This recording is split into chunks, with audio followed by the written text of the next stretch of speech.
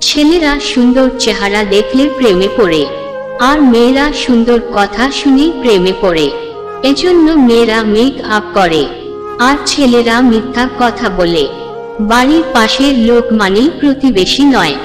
শুনে কম বোঝে সে, যা বোঝে তার থেকেও লড়াই বেশি। তারই নাম প্রতিবেশী।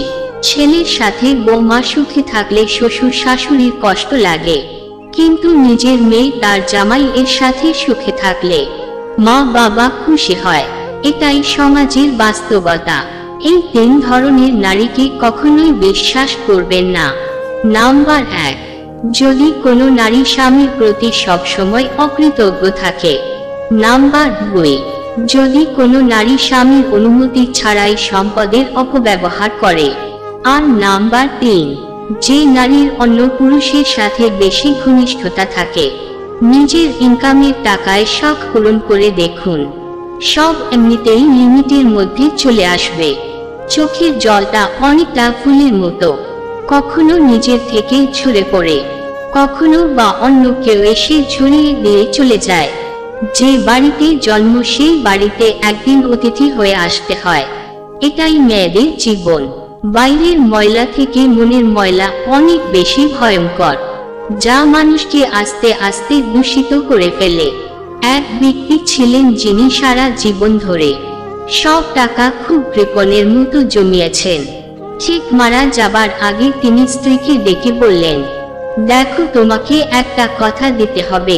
আমি মারা গেলে আমার সমস্ত টাকা পয়সা আমার সাথে দিয়ে দেবে, কারণ আমি সব টাকা পয়সা আমার পরের জন্মের জন্য নিয়ে যেতে চাই।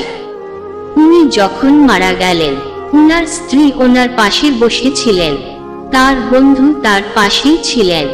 কফিন তোলার ঠিক আগের মুহূর্তে স্ত্রী বলে উঠলেন, 1 মিনিট অপেক্ষা করুন। তারপর উঠে গিয়ে একটি ছোট বাক্স নিয়ে এসে কফিনে রাখলেন। এরপর লোকেরা কফিন উঠিয়ে নিয়ে গেল।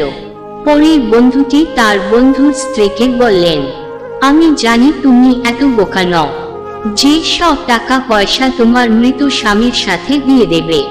বিশ্বস্ত পত্নী উত্তর দিলেন, আমি কথার খেলাপ করতে পারি না।